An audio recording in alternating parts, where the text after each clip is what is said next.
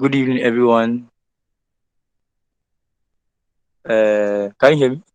Yes, we can hear you. Good evening, Crystal clear. We can hear you. Okay, so today, joining us for the Ssag show, we have um, I need to give Esenam it. Drah. I don't know. Esenam is well, I'm not good, so I'm very to know people getting coffee. But we have Esenam Drah. She's a mental health and bipolar disorder activist. She deals with I don't know what she actually does, but she deals with these issues. She addresses them. When she talks, you hear her. So just expect some interesting conversation from her, and let's see how the discussion goes. Thank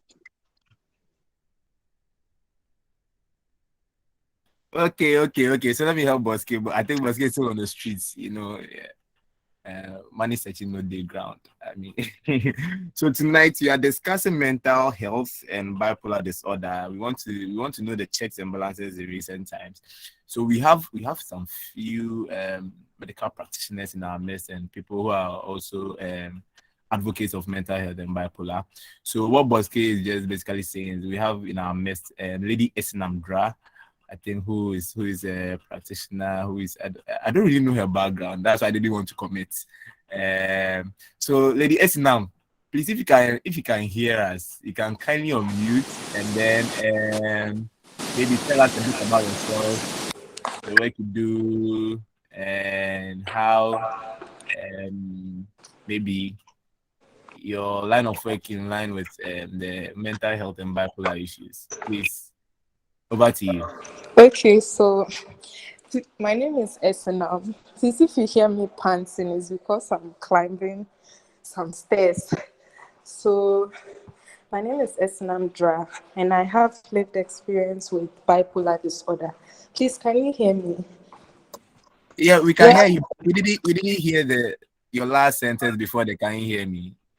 Okay, so I was saying that my name is Esenam, and I was diagnosed with bipolar disorder in 2015. So Wow. at the time, I was in my third year at the University of Ghana. So I'm currently a mental health advocate, and I have been trained to create mental health awareness and fight against mental health stigma and discrimination in Ghana and the world at large. I also have a YouTube channel where I share my lived experience on mental health. So that's basically about me. And I'm 27 years old, yes. So I don't know if there are any further questions you'd like to ask. Okay, thank you. Yes, now I mean this is a SAG show. It's an open air discussion. Um, so basically, it's not about we going to asking you questions and you going to answer, but it's going to be like a discussion. We want to know more about what mental health entails, what's bipolar, and maybe how you got diagnosed, how you were treating it, and all that. So we'll give you like, are you settled now? We want Yeah, to. I'm settled now. I just got to Okay, my okay. room, so I'm settled. Yeah, congratulations. Yeah, welcome to your room. Thank you. Thank you. Okay. Yes. So I'll So, set the ball rolling so that I mean you can know how to maybe to go about it. And okay. then yeah. So as I said, it's basically a discussion. We are here to learn, unlearn and relearn. We want to know how to maybe go about it, maybe how to know if somebody has bipolar or mental health, how we can deal with a person and all that. Yeah, so this is a SAG team, SAG Nation, and you are welcome. So the basics. The basics. If you say somebody has bipolar, what does it mean? Okay, so first of all, I would like to talk about mental health. I want to explain it in simple terms for everybody here. That's So, fine. Fine. just like the Simple. way you have a physical body, you have physical health, which means that sometimes you get sick. Like you can have malaria, you can have a flu, a headache, and those kind of things. So once you have a brain, you have mental health. The misconception a lot of people have out there is that mental health means sickness. No, everybody has mental health. So sometimes your mental health can be great, sometimes it's not so great. So sometimes people get anxious, people get depressed, people get very hyper. Those are just different states of one's mental health. So for bipolar disorder, it's a mood disorder which is made up of two sides. I like to call it a two-in-one sickness, because in bipolar disorder, we have one side which is called the mania, and we have another side which is depression. So when you are manic, that is like under mania, we call something, when you are having mania, that means you have a manic episode. And when you are depressed, it means you are having a depressive episode. So anyone who is bipolar disorder has these two episodes happening in their lives at certain points in time. So bipolar disorder is a very chronic mental health condition. We have different mental health conditions like schizophrenia, panic disorders, bipolar disorder. There are so many of them, but bipolar disorder has become very, very like well known, because most celebrities are coming out talking about their diagnosis, and more people want to know what it's all about. So for bipolar disorder, it's a chronic illness, which means that it can be managed with medication and talk therapy. So when you have bipolar disorder, it is not a death sentence, it's not the end of the world. As well as other mental health conditions, they are also not death sentences. You can still live a very successful life even with this condition. So some of the symptoms of manic episodes are that you see that the person is very hyper. Some symptoms are like excessive generosity. You see that the person will be giving out things. It could be money, it could be the things they own, clothes, shoes. They'll be giving their things out. Another symptom is that they are having difficulty sleeping. So they are having insomnia, a lot of insomnia. They can't sleep at night. They'll be very, very talkative, and like excessively talking than they usually talk about. And sometimes what they talk about, it doesn't even follow. So they are just making, like, swinging from subject to subject. Some of the things they say doesn't make sense. And sometimes too, when someone is manic, they can have difficulty maintaining relationships with people. So it could be their wife, their husband. They could be fighting and arguing with different people at different times. And also they could also be excessively shopping. There have been times when people with bipolar disorder have spent their partner's life savings or their own life savings just going on shopping sprees. So mania, it comes with a lot of energy, like excessive, like energy that they don't really have on a regular day. They have it and they feel on top of the world. You can feel very, very unstoppable, like you own the world and the world is at your feet. You call the shots. It comes with grandiose ideas. So someone with bipolar disorder can tell you that, like, they don't work for the CIA. They'll tell you that President Joe Biden has brought them to Ghana to come on a mission to accomplish several things here. So they are here undercover. Things that, under normal circumstances they will never see. And it also comes with some form of hallucination, seeing and hearing things which do not exist. So that's just one side of the mania. So someone can be manic for maybe days, months, weeks, then all of a sudden swing to the other side, which is the depression. So now they have low energy, reduced need for sleep. Is it that they are sleeping too much or they can't sleep at all? They have feelings of hopelessness, worthlessness. They don't feel that they should be alive anymore. They feel like dying.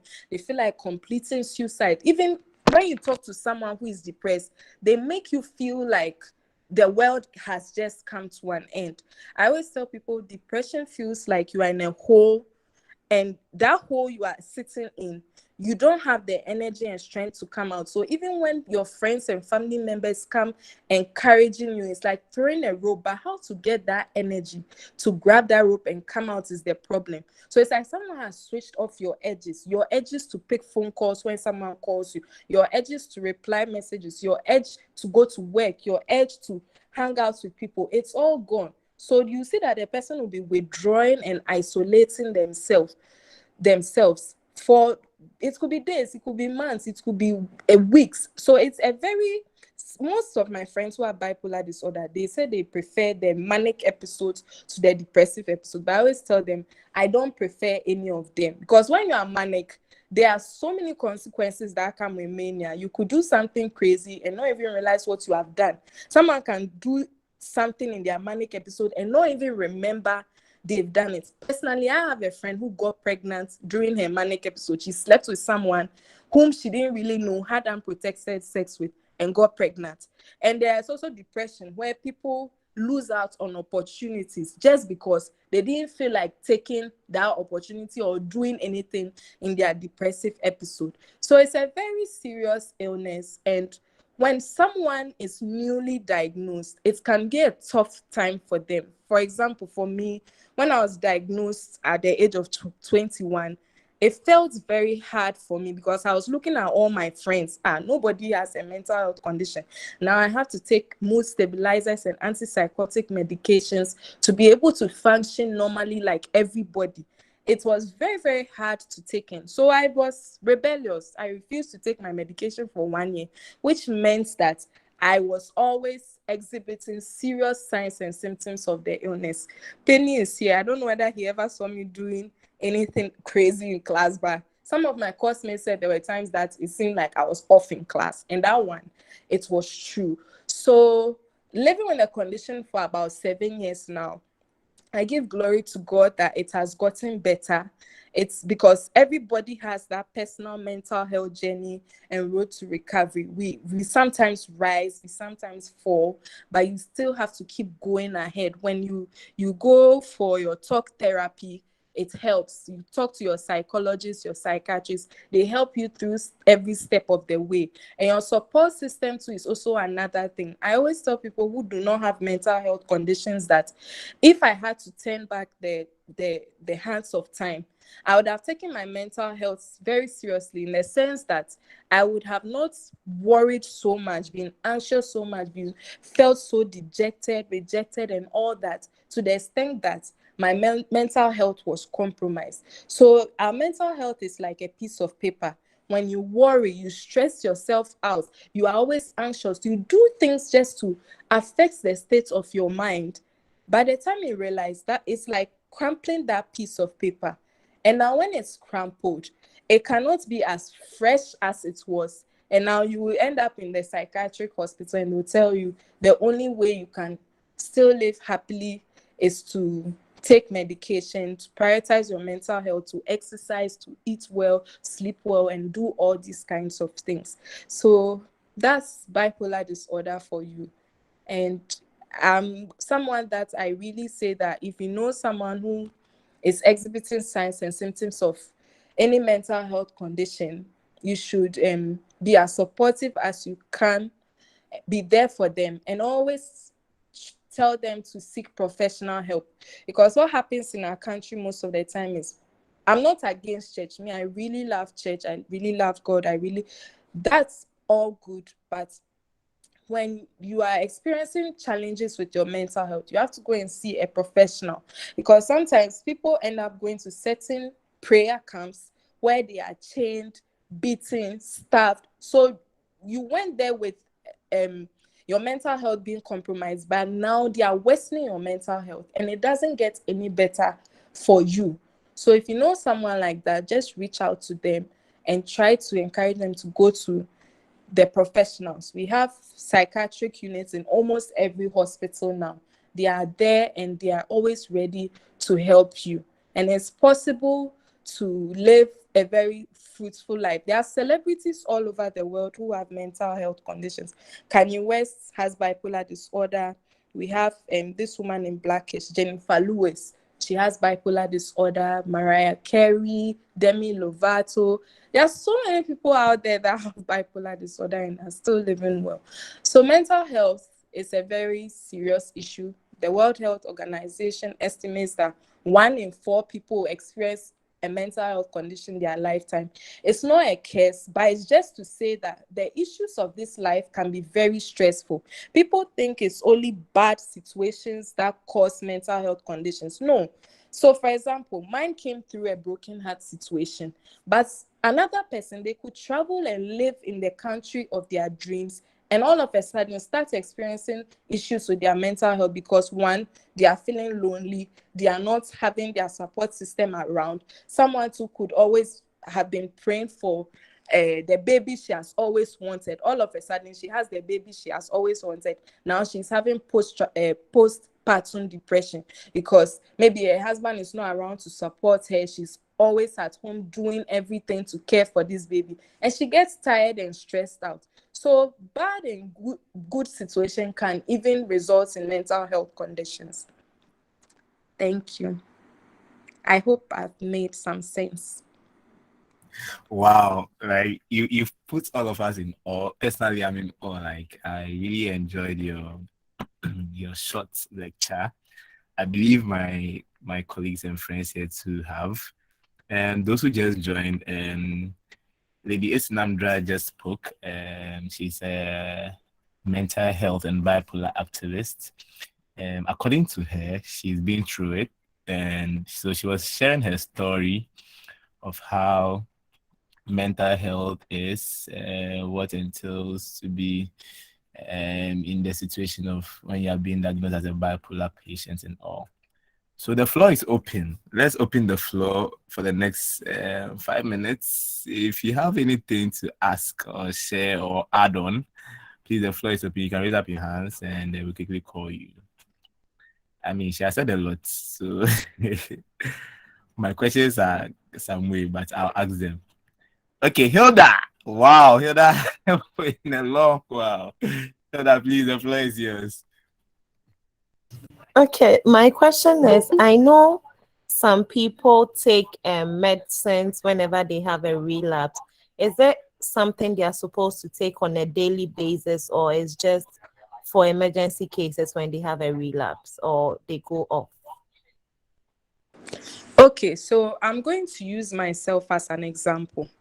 I was given a medication to take when I was diagnosed, but I was rebellious. So in that state of denial, when I was on campus, I would throw my medication away and I'll relapse. What is a relapse? It's like when the sickness comes back and it comes back harder.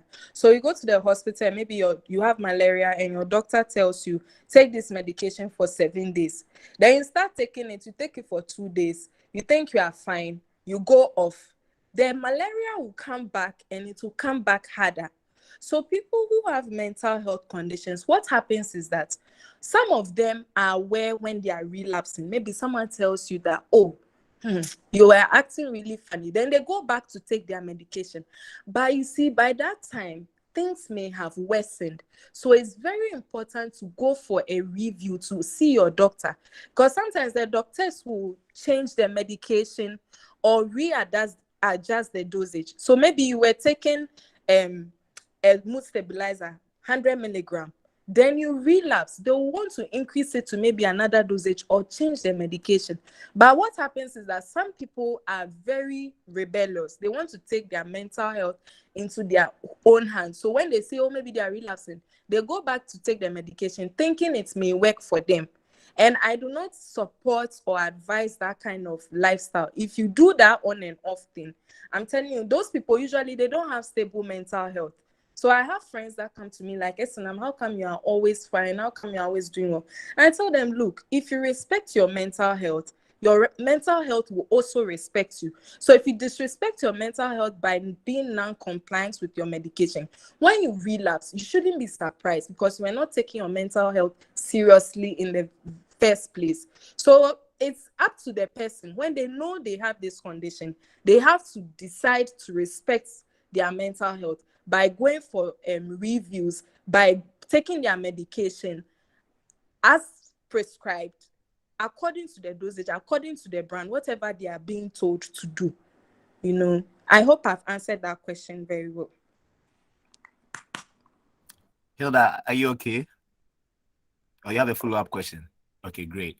Shadrach, your hands was up. Shadrach, then we move to Lady Akawa. Yeah, Bamboo. Good evening. Yes, good evening. The floor is yours, please. Okay, please. It's just an addition to what Sister Esenam was saying concerning the condition. Um, with the bipolar, I've had an experience with patients from Ankafo Mental Hospital, and like she said, it runs from manic phase. Then there is a point where the person becomes lucid, like clear, and then it goes to the depressive state. When it happens that way, you are with the person, but you are not seeing the person like how the person used to be. The person can be happy today, normal, and then switch into depressive state. And then I was told by our mental health lecturer that the line between a normal, healthy person and a mentally ill person is just a thin line. So I would advise us that as and when we go about our daily activities, let us pay attention to what stresses us psychologically, how we think about issues, how we stress our minds on them, because the little shift in our mindset or in how our impulses generate the nerves and how our nerves generate the impulses and all that, it will end us in a mental condition or the other. And with the medication, like how she was saying, I have a personal experience with a family member who defaulted his medication. When you say someone defaults a medication, as in ono me na symptoms ne ko and vagina or nimbium. The person works with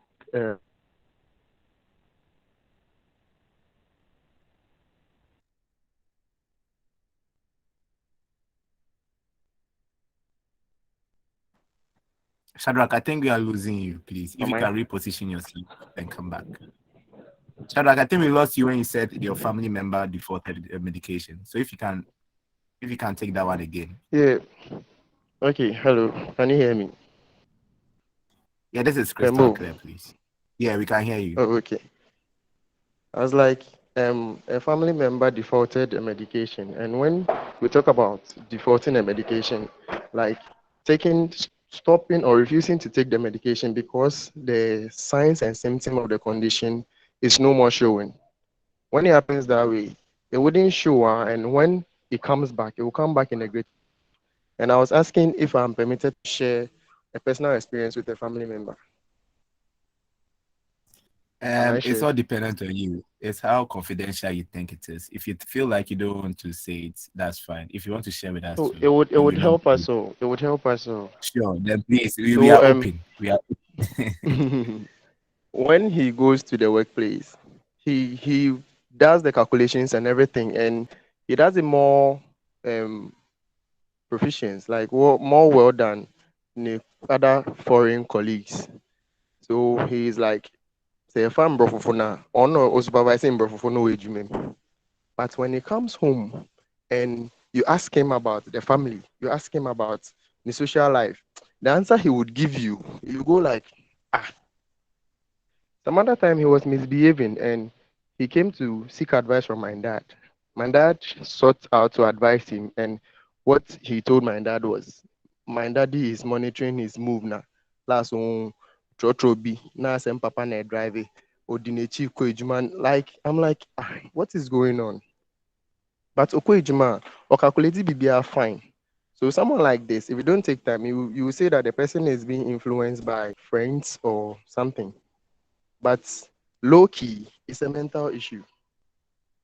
Low key. So um, let's take lessons from this. And then if you have a friend who goes in and out, switch from mood to mood, try advising the friend or help ask about what the condition is and how you can sort out to help the person, because those people, they don't know what they are doing. Thank you. Please, can I thank add you. to what Shadrach just talked about?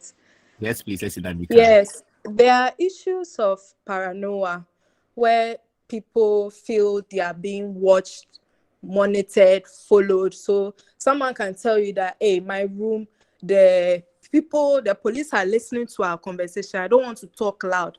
There have been issues like that. And sometimes the funny thing about bipolar disorder is some people are even more productive during mania.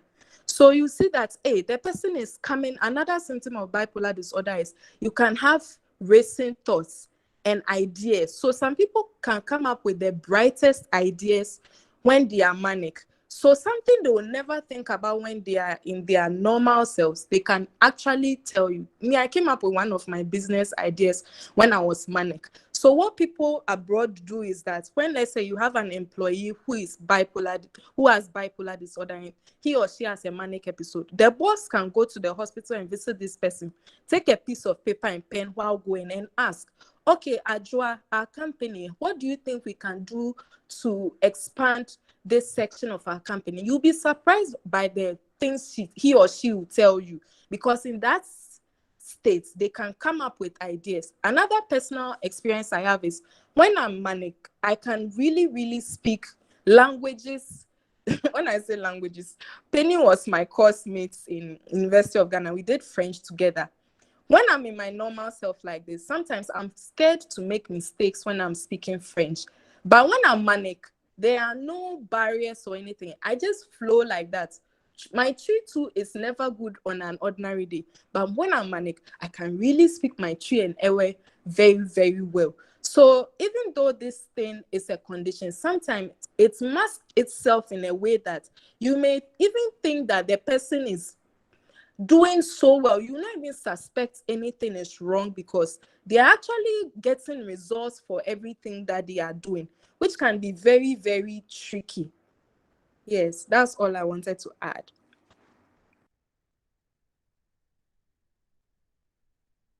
Great, thank you. Akawa, your hand was up, please. Yeah, hello. So I was about to ask a question, but the lady just confused me. So I'm just what's it called? I want to.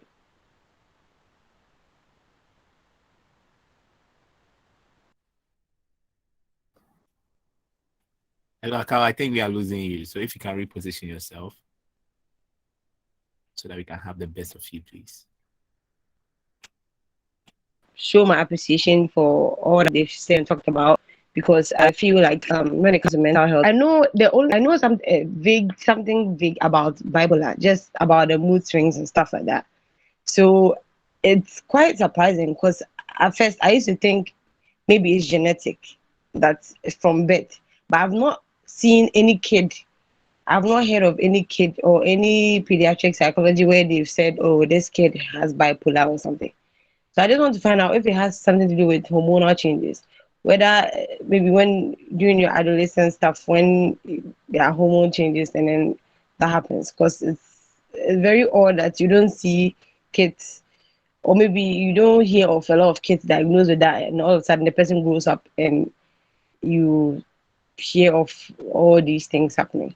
And then also, when Esenam was talking right now, she mentioned that during her, I don't know what she said, whether it's manic or I don't know what it is, but she mentioned something like that starting with an M, and then she was like she gives the best ideas or something like that during that time. But it's almost felt patronizing, like maybe other people patronize you during that period because she was like maybe a company, when you're in a company, your boss can come and do whatever and stuff like that. So I don't know. So is it when you are saying that when you are in the manic stage, as correct me if I'm wrong, sometimes you can give off better information or something. So is that the good part of? I can say there's a positive to it or something, or I'm really confused. I don't I know get what now. you are saying. I get Yeah, what you so are from what saying. you're saying, it almost sounds like okay, it's good, but it's also bad. So it's a little confusing. Please, I'm a regular lay black woman who doesn't know anything about mental health because I rarely think about it. Okay. So, and I didn't start this whole thing with you. So if Oh, you you haven't could, missed much, but I uh, understand what you are saying. So recently, a okay, doctor friend of mine told me that a husband brought his wife to the hospital, and he told the doctor, "Doctor, please don't let us waste time here. I want you to quickly discharge my wife." And the doctor asked why. He said, oh, me, my wife, when she's manic, like she's very hypersexual, like high libido. We can do it for hours. So please hurry up and let's go. And that's just one symptom of bipolar disorder, which is hypersexuality. So sometimes when people are manic, they can really have a strong desire and appetite for sex. And sometimes they can even sleep with multiple people. Someone can have sex the whole day and not even get tired because the energy they are getting from the hyperactivity is fueling it. So Oh in wow. as much as it's a serious condition, it also has some strengths to it. Like I was talking about the ideas. So what people mostly advise is that when you are maybe going through an episode, get a piece of paper and journal, write what's going on in your mind. Maybe when you get well, you want to go over what you wrote. It just happens to be like a symptom. It just happens to be, it looks like a weakness, but it's also a strength in a sense. And you were talking about the genetic and all that. So bipolar disorder, up till now, doctors have not been able to find out what really causes it. The best they've been able to come up with is that there are genetic and environmental factors which cause bipolar disorder. So for example, the genetic factors, they believe that sometimes people are born with a gene or like it's like the way people may have a certain condition running in their family. So we have people that cancer runs in their family or diabetes. That's how some families to bipolar disorders tends to run in there. So when you are born from such a family, there's a tendency that you may grow up and start exhibiting signs and symptoms by the early ages of 20. Why? Because most mental health conditions are left undiagnosed and untreated because people may not even know what's going on with them till they get to that stage in life and they can really verbalize and say, I don't know what's wrong with me, but sometimes I'm like this and I'm like that. So that's where the genetic side comes in. Then we have environmental factors. Environmental factors like what? So for example, somebody gave you a broken heart situation and you developed a mental health condition. Environmental factors too, there's another aspect. What aspect is that? So for example, if I come from a family that bipolar disorder tends to run, and by God's grace, I have supportive friends, I have supportive family members, my church, they are good, my boyfriend doesn't give me stress, my school, I'm doing well, I have such a supportive environment that the bipolar condition will never manifest itself. So we have something we call triggers and stresses. So I believe that my whole life, there were certain stresses going on with me. One of them was inferiority complex. I used to look down on myself so much. And it also made me vulnerable in so many ways. So I always ended up in situations that I always thought, how come people are taking advantage of me? How come I'm always down? How come I'm always this? Then what was the trigger? The broken heart situation. So a trigger is like when you shoot, like the bullet does everything and just shatters the whole thing. So for people who are always wondering, how is it that people are born with bipolar disorder and all those things, I always tell them that, look, this is what science is saying. But me, because I'm a Christian, I really try to use the word of God to rule my life. So as a Christian, use the word of God to rule your life in the sense that, yes, maybe I come from a family, even if I have a daughter right now, I won't tell her that because I have bipolar disorder, you also have it. Or I'm going to marry my husband, I'll not tell him that because I have bipolar disorder, I can promise you that our child will have. No, science may say one thing, but at the end of the day, it's you who decides your fate. There are people that they are told by, in 6 years' time, you are going to die. But they have beat the odds. They beat the odds by changing their lifestyle, changing how they view things and issues, by being very hopeful, optimistic, working hard towards that. So sometimes there are genetic factors, there are environmental factors, but at the end of the day, it's what you choose to do that ends you up in that situation. It's not to say that everyone who develops a mental health condition is their fault. It's not their fault. Sometimes things happen beyond control. When people get abused, I have a friend who got abused, sexually abused. It stressed her for her whole life. her doctor who she went to visit also sexually abused her at the hospital, and it triggered a bipolar disorder. And now she has it through no fault of hers. An unfortunate circumstance led her to that. I believe she doesn't have any bipolar disorder running in her family or anything, but this is what has happened.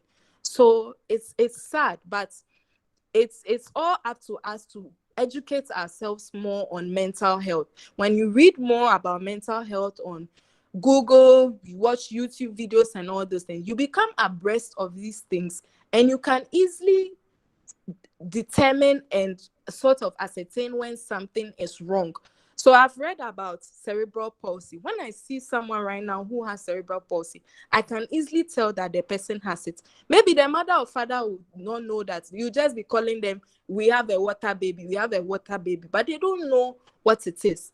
So it's up to us to educate ourselves more on mental health, so that when you see, I will say I do this mental health advocacy to prepare everybody, so that when your friend, God forbid, your friend, your family member, you yourself, you are going through a situation, you can immediately go and seek for professional help and not wait for it to worsen and then it gets really, really bad. I saw a comment in the comment section. Someone was like, Abena Koko, something, something sex. You know, Abena Koko is my friend. When she gets manic, hypersexuality is one of the things is one of the symptoms that really, really makes her go about doing certain things. I've been hypersexual before, but the degree I did mine was different from her degree. So it's not that she wants to go about giving free sex, but when she's having the symptom, it's like you being having a fever. You are hot. You can't control the heat. Your body is just running hot. That's how these mental health conditions are. So if you are hallucinating, you are seeing or hearing voices, it's not you who wants to see or hear those voices. Those things are just happening to you and affecting you. So that's why we should all empathize when someone is dealing with a mental health issue. It's not that the person is lazy, because most people think when people are depressed, they are being lazy, they don't want to hang out. No. You just need to be there to support. I wouldn't be here today if I didn't have the support of my family members, my friends, people being there for me, and God being my greatest support system. Because sometimes when I think about it, I don't know how I'm able to afford these expensive medications. They are expensive, but not expensive in a way. These medications, I wouldn't be here today. I will not be stable. I will not be sober. I could have easily been on the streets like anybody else. Please, I hope I've made sense. Sorry, I get Yes. a little, when I'm talking about mental health, I get really passionate because I have lived the experience, and trust me, when I look back as to where I'm coming from and where I am now, my mother has a brother who lost his mind out of drug abuse. So, I realized I forgot his name. He said a thin line. It's true. It's a very thin line. When people think, oh, mental health issues are far from me, you can easily cross over and join us. I call it a club. It's not a fun club to be in, but you can easily cross over and be one of us. So just do what you can to make sure you are always in the right mental health. We call something de-stressing, taking off stress. People think stress is only when, like, we have positive stress and negative stress. Positive stress is when you can't sleep at night because you know you need to study for a paper and you are studying. After the paper, what do? When you are negatively stressing yourself out, is by not taking breaks, not ensuring that you prioritize your mental health. There are things we do every day that we don't know how much it has an effect on our mental health. Very serious thing. So you have to do a self-assessment of yourself and maybe go for mental health screening at the hospital. And it's okay not to be okay. It's okay not to be okay. You don't have to. Another issue with mental health is men and their mental health. Sometimes men feel like it's very difficult for them to open up about mental health issues because our society will make you feel like the weakest person. Men are not supposed to cry. Men are not supposed to show feelings. And people are breaking inside, crumbling because they can't open up and talk to anybody about it because they'll be laughed at or teased. Even when people are bereaved, like people visit their house and say, why aren't you crying? Why are you crying? Sometimes they'll ask you, why are you crying? Why aren't you crying? Grief too is also an issue that affects a lot of people's mental health. People, we all go for the funeral, but we forget about what happens after the funeral. How is that person coping? How is that person feeling? How does that person live their lives knowing that they will not see this person again till the day of resurrection?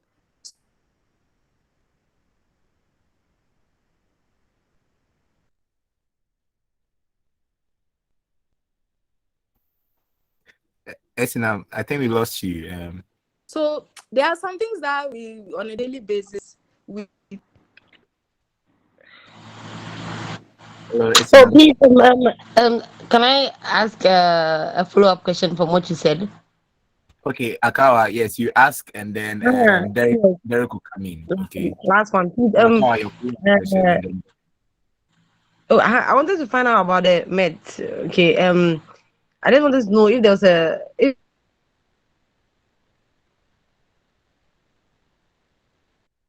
Akawa, we are losing you. We are losing. If you can reposition yourself, we beg you. there's science behind it that maybe it's work on your what? We lost you for like 15 seconds. So if you can rephrase your question, Okay. yeah. Hello. Please, I was saying that for the medication that they give you, how can you tell whether this is good for you? And I wanted to know what the science behind it. Does it like suppress something inside of you, and how positive is this? Is it because you were saying that someone went to the hospital and then the doctor was had an influence on her or something? So what if they're not giving you the best of medication? Would you know? Do people do research about it before they go ahead to do that or something?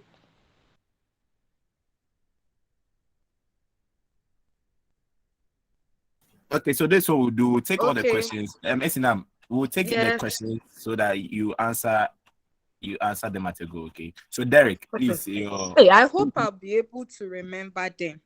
hey, then let's write it down. Because she was talking about medication. All right, So you. Yeah. every medication has a different effect on everyone. So what works for me may not work for you.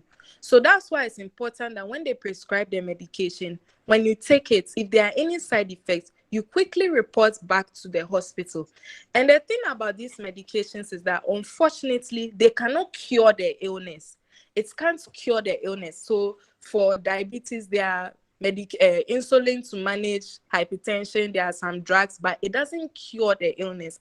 That's how this one too is. It cannot cure the condition. So that's why they call it sometimes a lifelong chronic illness. You have to be taking these medications to be able to live your normal everyday life.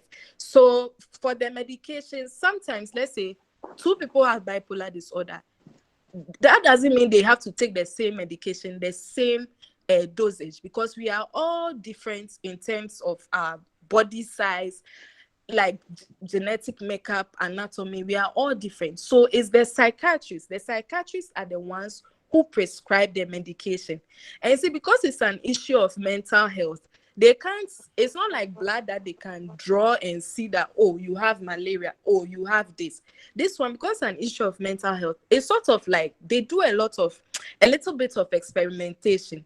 So maybe we start you on a lower dose. So first you came, we gave you 5 milligram. When you come for your next review, we'll tell you to take 10 milligram.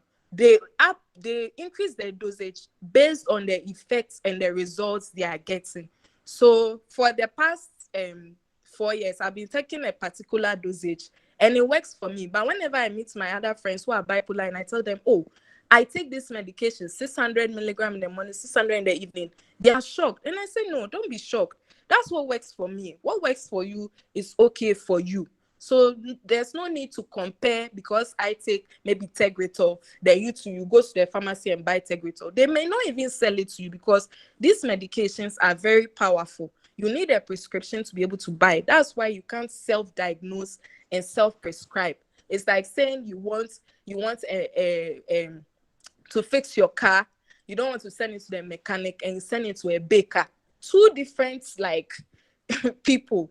So you need to go to the hospital. That's the right place to be able to get the right medication and then giving a dosage. Immediately you see side effects. I have a friend who started taking my medication after her doctor prescribed it for her. She was experiencing bleeding from her nose. Personally, I have never had that side effect before. So she had to go back and have it changed. There are people too that while they are having their bipolar disorder, they get pregnant. You have to go to the hospital so that they do something about it. Sometimes they even think about it. Your pregnancy or your management. They do a lot of like weighing in and all that. So it is what it is. It is what it is. Derek Tenu. Over to Hi, you good then. evening, everybody. Benita Council. Good evening. Good evening. How are you? I'm very well, thank you. Well, my question is, Esinam, I just want to ask, have you been through any form of discrimination, probably in your relationship and relationship with friends as well? And how did you go about it? And my second question is about you mentioned something about broken heart, and a friend of yours who had bipolar due to a sexual abuse from her doctor. Does it mean that everybody is normal until there is a trigger? Something triggers it before you get bipolar. So that's my question. Okay, so I was saying that everybody has mental health. So sometimes your mental health can be good, sometimes it can turn out to be bad. So when I'm on my medication, I'm stable and everything. My mental health is great. But if I relapse, my mental health is not so great. So for my friend that I am suspecting that her condition may have been triggered through the sexual abuse. For all you know, there are other factors behind the scenes that I'm unaware of. I may not know what it is. It's her therapist, her psychologist who have to dig down, digging. That's what therapy is like. They dig to the roots of the situation and help the person to be able to deal with it. There are some people who have some serious insecurities that no medication can fix their mental health unless they deal with that insecurity. So it's about getting to the bottom of the issue. And you said something about discrimination and stigmatization. Yes, in November 2019, I got fired from my job because I opened up to a member of management about my mental health condition. I opened up to her because she seemed like a nice person. And I was going through a lot of stress from the job. You come as early as 6 a.m., you are leaving the school by 6 p.m. And I was commuting like long hours from Afienya to East Legon. It was a very unhealthy job for me. And I knew I had to quit. And the unfortunate thing was I spoke to a friend about it and he said, oh, you just stay to the end of the semester. And I was in the school for 5 weeks without my appointment letter, without knowing how much I'll get paid. After I told this member of management, a very nice Indian lady whom I still love, but she went to tell other members of management. And I was called for a meeting and they told me that they could no longer work with me. The school counselor even said I am violent and aggressive because I have this condition. So it would not be good for me to work here anymore. So that was what I experienced. I call it the sting of stigma. I had been advocating against stigma, but I never knew what it felt like to be excluded, to be treated as if I am something else. I am like bad. I never knew what it felt like. So I've been like stigmatized. That was the public one. But privately, I have had some friends who were embarrassed, like especially when I was misbehaving on campus. Some people they felt like we couldn't be friends anymore. They didn't want to be associated with me. And it's normal because who wants to be associated with anything bad? But when I started coming on TV, doing radio, YouTube, I was all over the place, getting speaking engagements. And I had some nice friends who came back. Oh, we are so proud of you. We're so proud of you. We like what you're doing. And you know how to deal with them. I had to deal with them by accepting the fact that yes, people did not like me because back then I was not good enough for them to hang out with. So now that I'm good enough, they are coming back. So how I dealt with it was, look, Esenam, all the mistakes you made in the past because of manic episodes, you can't go back to everybody. Yes, you can go back and apologize to them, but you can't change what they think about you. So if you don't want to hang out with me anymore, that's okay, that's fine. But I'll let my good work speak for me. And that's how human beings are. When they notice that genuinely you have changed, or you were really behaving like the way you were behaving because of a condition, some of them will accept you, some of them will love you. And personally, I don't care about what anybody thinks about me anymore, because it's also another stress. You can't impress anybody, you can't make everybody happy. And so that's how I deal with this. Just do the right thing, be on my path, my road to recovery, and forget about the external things. I can't force people to like me. And even with my boyfriend, when I got to know him, I told him my condition from the very start. I'm not saying it's advisable for everybody, because me, a mental health advocate. My face is out there. I can't hide who I am and what I have now. So it's very, very I can't hide anymore. But for other people who are in the, they are not in the limelight, they have mental health conditions, I tell them, look, decide when you want to open up about your mental health condition to whoever you want to open up. Because I open up and I got fired. It's not safe to say that when you're in a relationship with someone, hide your mental health status. But it depends on where the relationship is going. If you see that this is someone really serious who really loves you, you can open up. But if you see this is someone who, when you tell him, he's just going to tell people and they will laugh at you, you have to do what protects you in that moment. Do what works for you. I have a lady friend who was married to someone with 3 children. She hid her mental health condition for many years from this man. The moment she relapsed and he found out, he divorced her, because he felt like she had hidden like a great part of her life from him. And he divorced her. It wasn't right, but that's just how some people feel. So stigma and discrimination is very real. It's out there. People are always like firing people because they have mental health conditions. People get like laid off because they have mental health conditions. By law, it states that people with mental health conditions should not be like fired or anything because of their condition. But people are doing it. They don't care about it. So that's why we are creating a lot of mental health awareness, so that stigma will be reduced. If I had opened up to where I was working at the school that, oh, I had diabetes, I don't think I would have been fired, because they see it's like, oh, no, it's a physical illness, it's not that bad. But when I say bipolar disorder, mental, they are looking at their brand like it looks like a mad girl is teaching your students, mad in quotes, because that's the misconception people have. People don't realize that people with mental health conditions are just like anybody else. I always say it could be you. So that's what we are dealing with in Ghana right now. I really want the stigma to reduce, the discrimination to reduce. And that's why I always encourage people with mental health conditions to look good, slay. Like when you go into a meeting with people and they are saying, oh, people with mental health conditions are here, people should ask, where are the people with their mental health conditions? They should look as normal and as good as everyone else. Let your work prove that you are not, because you are people don't know this, but mental health conditions are psychosocial disabilities. So the fact that I have a psychosocial disability doesn't mean that I'm an inability. You should always make sure that you are one step ahead of everyone else. Yeah. Great submissions. Esenam is giving us. Esenam, so as we are going on, maybe you can share your link in the chat box. You can also drop your socials in the chat section so that we can have a feel of it. Okay, so Benita Nanaki. Benita is a practicing nurse. Shadrach is also a nurse, so I'm sure. Benita, please, it's been long. Let's hear your voice. Hello, Bembo and everyone.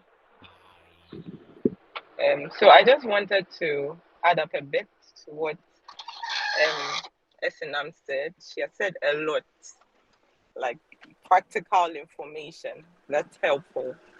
So I just wanted to add that with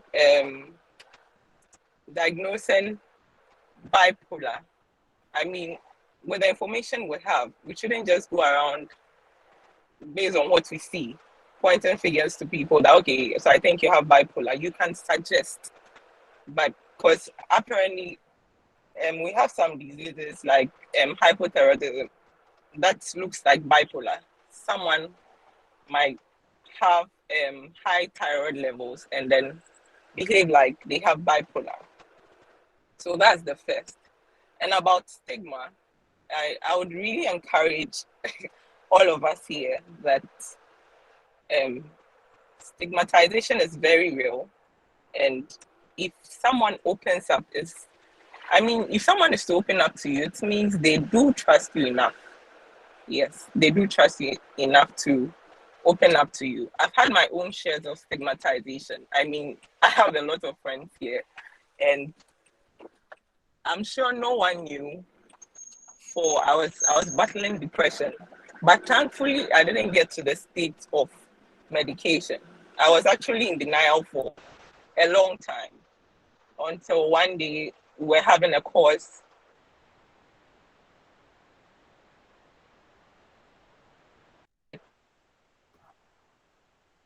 science, and then out of like six, that's when it dawned on me that yo, there's something going on. So seeking professional help is also key. Yes, the God aspect is good, but it's like faith without works. You just shouldn't look at okay, let me just pray and all that. We believe in prayer, yes. It's good to believe in prayer, but it just doesn't end it. It's more than that. Sometimes you just need someone to open up to. But who you open up to matters. She said she opened up to um someone in management and she was fired. Yes, I opened up to my beloved and I broke up. So it happens. Reality is that it happens. So if someone is to open up to you about their mental health, be graceful enough to deal with them as you would want to be dealt with. Thank you. Thank you. Your beloved broke up with you. We'll discuss that after the show. Mami ya bwedu abwedi. Kron. Please, over to you. Hey, Bebo. Anyways, thank you. Good evening, everybody. First of all, I'd like to say that Esenam, you're really doing great, and thank you for doing this and opening our eyes on a lot of things. Um, some of the, I think some of the things I wanted to say, touched on them. One thing I wanted to mention was the fact that we as Christians, in as much as we believe in God and we believe in God working out certain issues in our lives, we should take our mental health very seriously, because we have people, even you might be with a condition and then you wouldn't be aware of it, and just thinking, yeah, we agree, we should pray and all of that. But when you realize that there's something going on with you that is abnormal, or you don't really know much about, or you don't really understand, we should open up and seek help, because it's actually real and it starts in kitty. You wouldn't be aware, you would think, oh, it's just one of those things, and then the next thing, it's become something big that it will be hard to control. And then the second thing I wanted to talk about also was to hammer on the fact that we should look out for our male friends, our male loved ones, our male family members. Trust me, the men are going through a lot, and for some reasons they are not able to open up.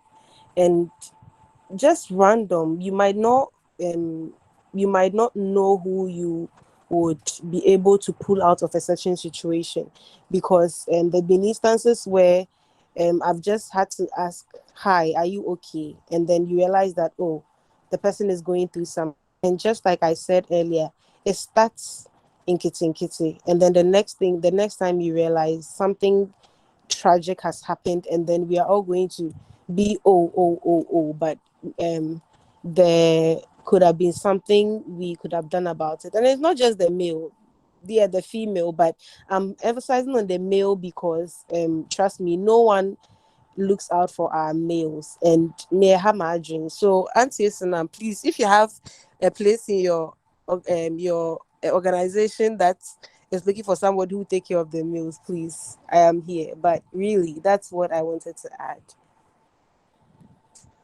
Yo, Mami, thank you. Alfred. We have like 20 minutes more to go. Yeah, hello Alfred, everyone. Yeah, it's good to hear from you. Finally, I thought you wouldn't speak today. Charlie, over yeah. to you, bro. I want to ask a question. I mean, I've heard people who are, let's say, caregivers of people with mental health conditions, and these people also go through a lot trying to help others. And I want to ask Esinam, how should a caregiver handle issues like that? Because I have a friend whose mom has mental condition and it is stressing her out, and she has actually after school she has not worked because she has to take care of her mom and all of these things, and it's also causing a depression for her and the people around her. So how do these people handle? I mean, you are asking that we should care for these people, we should not discriminate, we should be able to be there for our friends and our families. But I mean, it's also stress people out. So how do they handle themselves around these people? If you can share something with us. Okay, I'm so sorry to hear that about your friend. And look, when my condition, I don't even like to say mine, it's not my condition. When the condition started, it was very difficult for my family because they were not understanding what was going on. It looked like someone was spiritually attacking me. There was a lot of confusion. Before me too, when I was finally diagnosed, I wasn't taking my medication. It was a huge burden on my parents, my brother. It wasn't easy for anyone. There will be times that we'll talk the whole night. Nobody will be able to sleep in the house. So for caregivers, it requires a lot of patience. It also requires a lot of educating oneself. So for my family, I kept on complaining to my doctors that my parents have done this, my mother has done that, my father has done that, my brother has done that. Then they suggested family therapy. So this was when everybody in the house, they'll all go with me for review. We sit down and talk with the psychologist about how they can support me, how me too I can also live with them, knowing that I have this condition, and how I can look at things from their perspective too sometimes. So that's one of the things that changed everything for my family. And it also made me also hear things from their perspective, because sometimes when you have a condition, you tend to think that everything revolves around you. It's all about you. It's all about you, forgetting that those people also have their own mental health to take care of. So for this your friend, I'd like to suggest that wherever they go to for treatment and management, maybe your friend will have to also talk with her mother's doctors and see how she can be helped and how she can be supported. Because in cases where caregivers are, I know some people that because of the person they are taking care of, they cannot work, they cannot live their normal lives, they cannot do anything.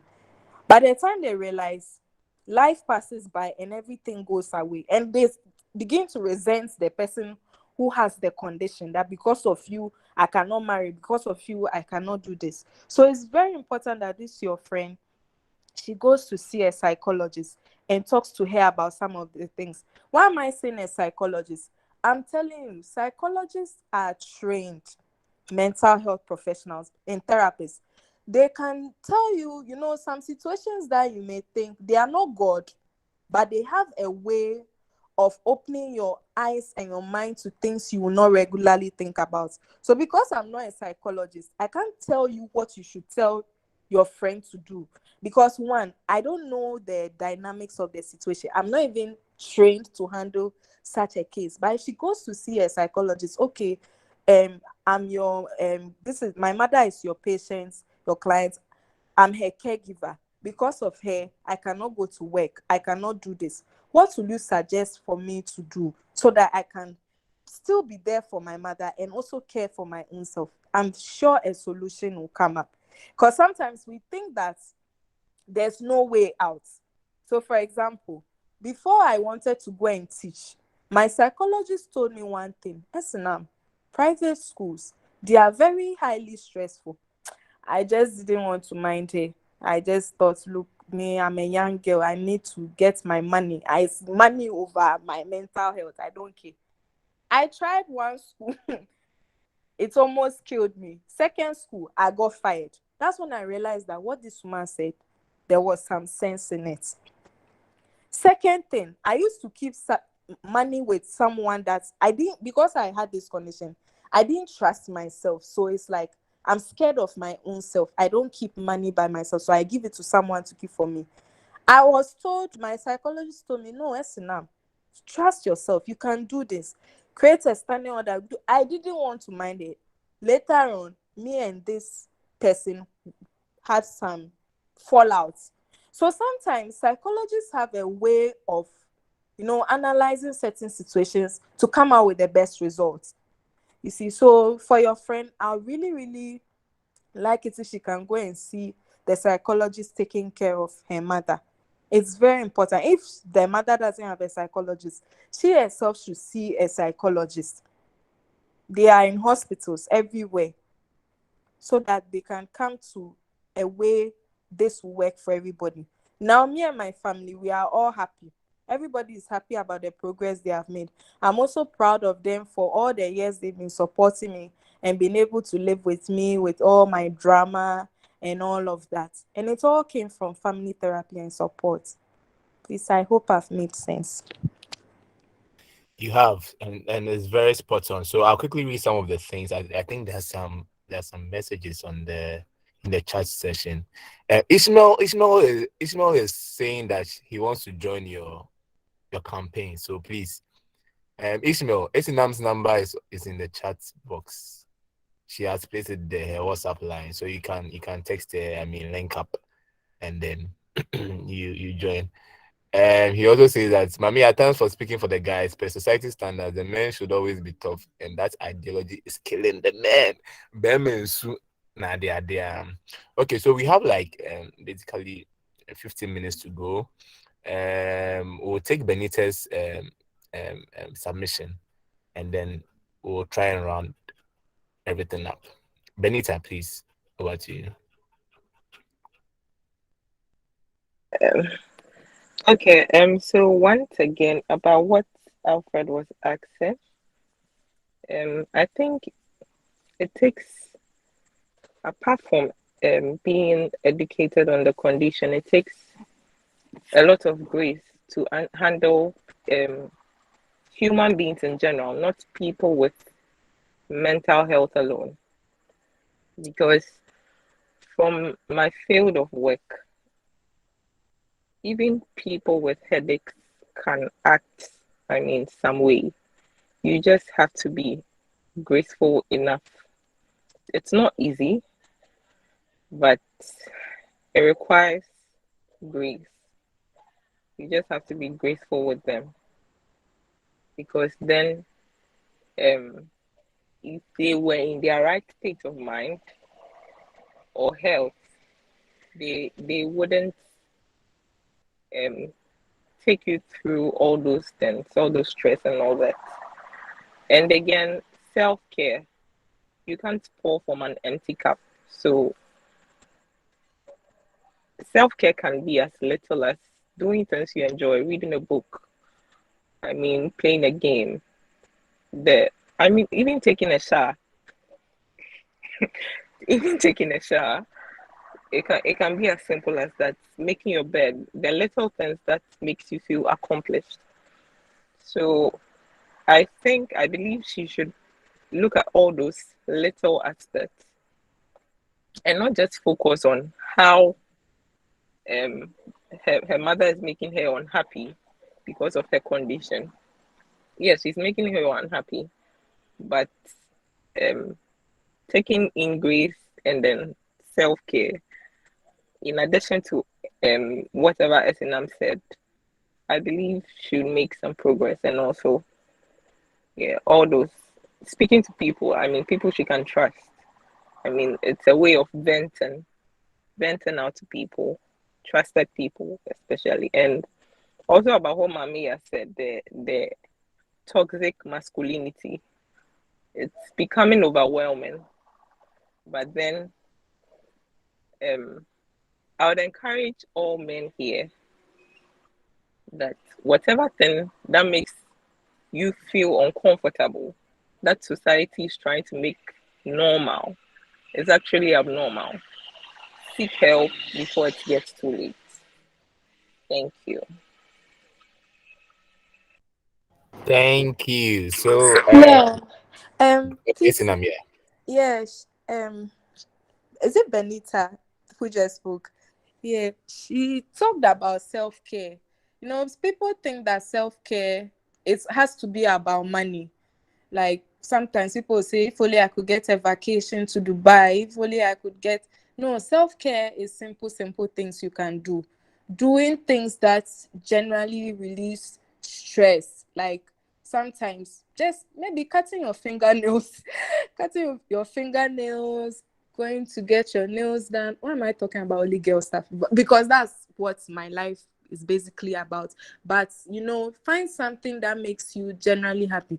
And for the friend who is the caregiver, she can also reach out to her extended family for support and see. Sometimes we all carry certain things. Sometimes we carry our burdens so well that people don't even realize that our burdens are that heavy. So maybe for all you know, people may be watching you and be thinking, oh, she's doing well, oh, she's taking care of her mother. But they don't know that the burden you are carrying is killing you. They say the fact that somebody is carrying it well doesn't mean it's not heavy. So sometimes she may have to reach out to extended family or the church or friends or her mother's friends or something, whatever she's comfortable with, so that there can be a way for the solution. When I was in level 400, my mother developed a stroke. I was in a university resitting 3 courses because in my 3rd year, my symptoms were making me misbehave. I wasn't going for lectures. I was messing up my eyes. I couldn't have left school to come and take care of my sick mother. So we had to call an auntie to come and live with my mother for some time. And my mother too, she's sort of like, she likes sweet things. The fact that she was having a stroke didn't mean she didn't want to take coke and all those things. So they had to restrict her to some level. And by God's grace, she got so well. So sometimes you may have to reach out to extended family to come in to support. And after that, I came home and my auntie left and my mother is okay now. She's moving about, living her normal life. So sometimes we have to reach out because no one may know what's going on in your head, that something is hurting you, is killing you, is draining you until you verbalize it. Wow, that's spot on. Esinam, I have a good news for you. Your mom likes sweets. We have a Doman ambassador here. We can send your mom's donuts away. I hear Okay. you. All I right, hear all you. right. I'm a So fan of Doman. you're a fan of Doman. Oh, you are Yes. sorted. Yeah, there's Yes. an ambassador here. You are sorted. Okay. Okay. Thank you. Oh, thank you so much, Esinam. Thank you for Thank joining you. the show. Okay, Alfred, you have 2 minutes remaining. Then we'll take our last comment from one person. All right. She will advise us. Okay, so I would also want to find out this my friend's condition I was talking about. It came according to her. I mean, her mom had some small issue. I think it started as a menopause or something, and then it's degenerated to some things, and they were supposed to see a psychologist, but a neurologist or something, and they went to meet a psychologist, and I mean, it was some drug complication and all of that.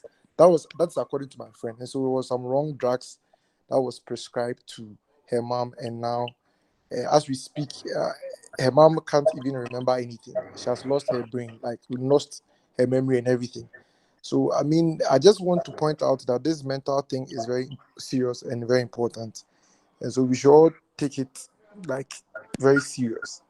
Because I mean, I know this friend and what she's going through and her mom's condition. Her mom can't remember anybody in the family, not even her husband and her children. So this thing is very, very serious. Yeah. Okay, Esinam, before you come in, this is a quick one. Somebody just PM me. She's asking, I think you spoke about it, but she's asking, is it good to self-prescribe a medication, or you have to get prescription from your doctor? I think you've answered it, but she just joined. So please, if you can Okay. answer. Yeah. So, first and foremost, please never self prescribe, self diagnose your own self. There are people who sit down and go to Google. Google is their new doctor. They go and Google their symptoms and just decide that, okay, I think I have bipolar disorder. Sometimes, even psychiatrists, it takes years for them to come up with a diagnosis. I have a friend that has been to the hospital. It's just this year that they found out that she has bipolar disorder because the sickness, like, it evolves. So today you came, you were manic, so they thought you have bipolar disorder. Tomorrow you come, you are depressed. So they have to go on and on and on. That requires a lot of time and attention at the hospital. The reason why I'm against self prescription and self-diagnosing is that I have a friend there, real friend. She was taking sleeping pills. Nobody prescribed it for her. She goes to the hospital, gets her over-the-counter drug, abusing the sleeping pills, and now she can't sleep. She can't sleep without them. It got to that point. Then now she's taking them, but she cannot sleep at all. Those are the dangers of taking medications that hasn't been prescribed to you. So it's very important that you go to the hospital, let them diagnose you, and they will start you on the medication. Sometimes they even start with a lower dosage of the medication so that your body will take some time to adjust and for them to also know what level they are dealing with. It's not like any other condition where maybe they can draw blood and know what antibiotic to give you and all those things. Sometimes it's like try and error. So we give this medication today, we try, we see it doesn't work, we change it to something else. And how I know that these medications are powerful is that one time, when I was a bad girl, non-compliant, defaulter, big one, I wasn't taking my medication. I was hallucinating. I could literally hear a voice, and I thought it was God. So I was going around giving people prophecies. So a friend of mine came to visit me at home and told me, "Look, Esenam, take your medication this afternoon and sleep." When I took the medication, the next morning, the voice was gone. That was when how I knew how powerful the medication is. Because what the medication does is that it cannot cure the symptoms. It cannot take away all those hearing of voices and all those things, but it reduces it. It reduces it to a level where you can live and thrive as normally as anyone else without having to worry about those things. So don't joke with antipsychotics, psychotropic medications, or mood stabilizers because they are very powerful. You don't joke with them. Even sleeping pills, they are very powerful. Wow. So please, no self-prescription. Why? We beg you. We beg you. So on the call we have some dignitaries on the call, pal. Today has been a blessing. I see Lady Na Kodibochwe. I see my mommy. My mommy is on the call. Mama Sophia Lisa is on the call. And we'll take one or two words from these two people and then we close. So maybe we'll start with Lady Na Kodibochwe. I personally don't know her, but I mean, I've been told she's a big woman. Auntie Na, please, if you can hear us, the floor is yours. Maybe you just give us one or two tidbits and then we move. Hello, Madam Na Kodibochwe. Okay, so we'll move, Madam. Madam Sophia will have the last words, and then and then we close for tonight. Yeah, mommy, please. Good evening. You're welcome. We've missed you. You have the last words. The floor is yours. If you can hear us, please. Hello, Mama Lisa. Mama Lisa. All right. Okay, I think Mama Um, Lisa. having some technical challenges. Please, Okay, Esinam. Yes, over. yeah, I just wanted to thank you all for the opportunity to be here, and I want to thank Penny for doing the referral and the recommendation. I actually told him that I couldn't stay till the end of this discussion, but I want to say that I really had a good time, and I thank you for your questions and your submissions. Like, I really had a good time. Thank you so much for the opportunity, and I don't take any platform lightly, because I know that as I've spoken to you, I've sown a seed into your lives, and you will take it for the rest of your lives and impact more people and the entire generation in the world at large. God bless you all. God bless you too, Esinam. It was really a privilege having you on the call. And I think Madam Na Botche is on the call again. Madam Na, please, we just want to hear from you, maybe one or two words, and then we close. You're welcome. This is the Ssag show. Madam Na, so please, if you can hear us, Hello. over to you. Hi. Good evening. Yeah. Okay, good evening. Hello. Yes, we can hear you, please. Okay, please, I'm Nakode, and I just joined the call not long ago. A friend of mine just sent me the link. I think I was a Oh, bit late, but at okay. least I heard some one or two things. So I would say, like, thank you very much for organizing this talk program. I think at least we've learned something this evening. So I pray next time I'll join early to at least hear more. Yeah. Thank you. We always do this every Tuesday. You're welcome. Mama Okay. Sophie, Mama Lisa, please, if you can hear us, we want you to have the final word.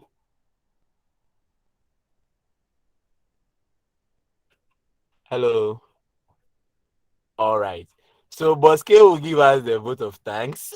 He's Um, so special today. can I say one last thing? I just Yes, please. remembered You can. something. Yeah. Please, nobody should go around and diagnose their friends, like, because of what you've heard today, or you Google.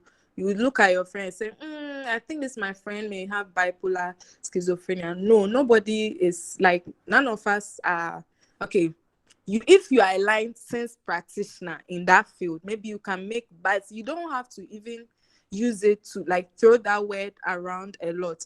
Personally, I don't even like being called like person with bipolar disorder. I always say I'm a person with lived experience. I have lived experience with the condition. It is not me. It doesn't control me. It is not, I'm not married to it. It's not my child. It's not it. So please, let's be very mindful of the words we throw around people. Sometimes people make jokes like, hey, you dear, you are not, you are always lazy, you are depressed. Like, there are some things that we should be very mindful of. Even calling people mad, that one cries even the worst. Calling people mad, it's not a nice thing to say. Like, don't do that. Be very cautious. If you are able to someone tells you they want to kill themselves, they want to complete suicide and all that, please try your best to encourage that person to seek help. If you see that they are not seeking help, maybe you have to take certain actions to be able to make sure that the person doesn't destroy themselves. Because some people are secretly like self-harming themselves, cutting themselves and all that, and you may not know that this is what somebody is going through. So yes, observe. Don't just ask, how are you? Ghanaian culture, how are you? I'm fine. By God's grace, I'm fine. We end it there. We don't probe further to find out, how are you really doing? How are you really doing?